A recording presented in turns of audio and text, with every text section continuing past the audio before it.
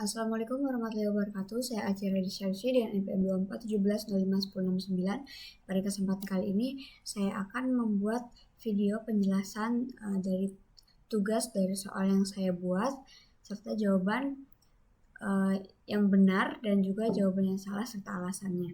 Nah, jadi di penugasan ini saya buat di yang materi ke-7 yaitu RG, FSA dan juga poin penurunan. Nah, untuk referensinya dari Introduction to Automated Theory yang ada di spreadsheet yang diberikan oleh Pak Feby. Di sini di chapter 5 yang force trees ini. Terus untuk soalnya, perhatikan grammar berikut. Pernyataan yang benar tentang grammar di atas adalah, nah di sini sudah ada 4 pilihan jawaban seperti ketentuan yang sudah ditentukan. Yang pertama ada grammar tersebut tidak dapat direpresentasikan oleh state automata karena mengandung simbol.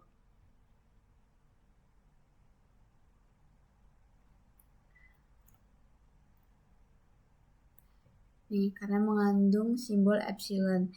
Terus yang kedua, grammar tersebut merupakan regular grammar yang dapat diubah menjadi FSA equivalent.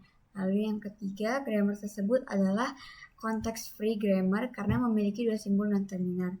Lalu yang terakhir ada grammar tersebut menghasilkan bahasa yang tak hingga jadi tidak bisa diwakili oleh FSA. Sudah ada wajib diisi, pilihan ganda dan juga sudah setelah sebagai kuis.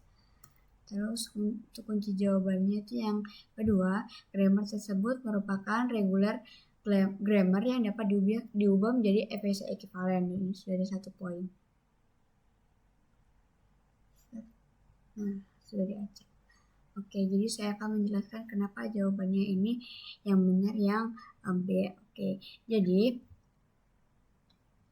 jadi karena grammar pada soal ini itu kan termasuk grammar RG yang bisa diubah jadi FSA yang equivalent. Nah, kalau RG itu kan punya ciri khas bentuk aturan sederhana ya, kayak A, B itu kan maksudnya kayak terminal diikuti dengan non terminal, terus bisa terminal aja atau kosongan juga boleh.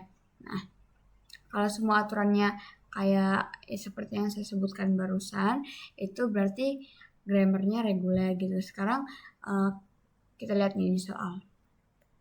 Nah, ini itu kan bentuknya terminal lalu non terminal kan. SA, SEE, SBB itu kan terminal lalu non terminal. Nah, ini kan cocok kan dengan pola regular grammar. Terus juga ada ini juga sama, masih bentuk terminal lalu non terminal. Lalu ada ini A, B, A. Ini emang kayak agak aneh gitu ya karena ada dua non terminal. Tapi kalau misalkan secara konsep ini juga masih grammar yang masih bisa dibuat jadi automata, karena di automata itu kan kita bisa punya transisi bertingkat. Jadi ini masih bisa dikategorikan regular grammar juga.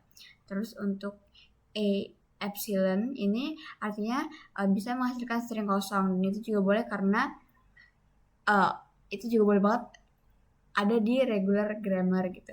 Lalu yang terakhir ada BBS. Ini juga masih bentuk terminal diikuti non terminal gitu.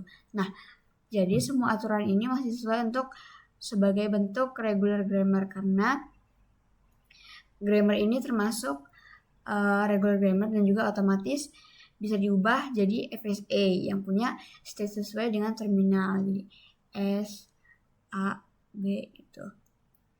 Jadi itulah alasan kenapa jawaban yang benar itu yang B.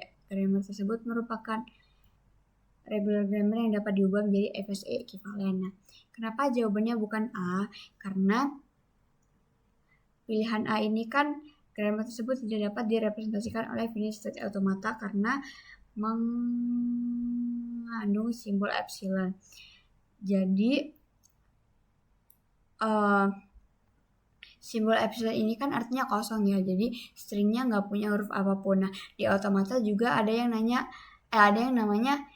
epsilon transition gitu, atau perpindahan antara state tanpa membaca simbol.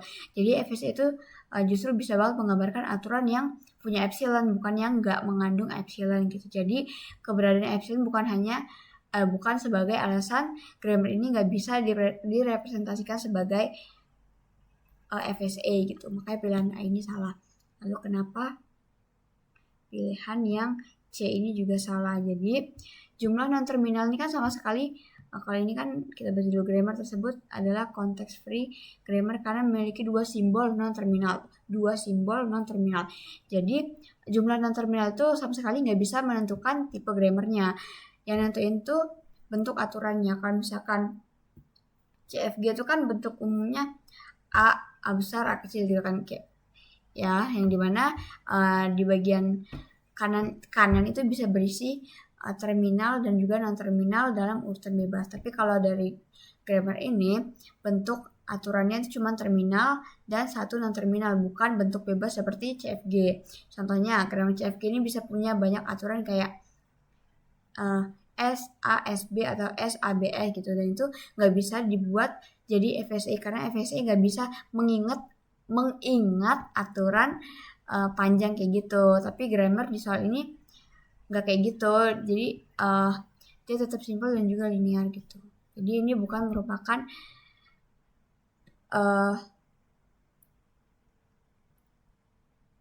CFG tapi regular grammar. Lalu kenapa jawaban yang terakhir salah? Karena ini kan grammar tersebut masih dalam bahasa yang tak hingga, jadi tidak bisa diwakili oleh FSA. Nah, jadi bahasa yang bisa diwakili FSA ini boleh banget tak terhingga, jadi nggak harus terbatas gitu. Contoh gampangnya, misalkan bahasa yang berisi semua kombinasi huruf A kayak A, dan seterusnya sampai tak terhingga gitu, tapi tetap bisa diwakili oleh FSA. Nah, jadi kita tuh cuma butuh satu state dengan panah melingkar, jadi baca E-nya itu udah jadi gitu. Nah, jadi jumlah hasilnya mau misalkan mau itu terbatas atau misalkan nggak terbatas, itu sama sekali tidak mempengaruhi untuk bisa atau enggaknya diwakili oleh FSA gitu. Yang penting bentuk aturannya masih sesuai sama pola regular grammar, karena grammar di soal yang saya buat ini bentuknya masih reguler, maka tetap bisa direpresentasikan oleh FSA meskipun hasilnya bisa banyak banget gitu. Oke, mungkin cukup sekian penjelasan yang dapat saya sampaikan. Saya akhiri. Wassalamualaikum warahmatullahi wabarakatuh.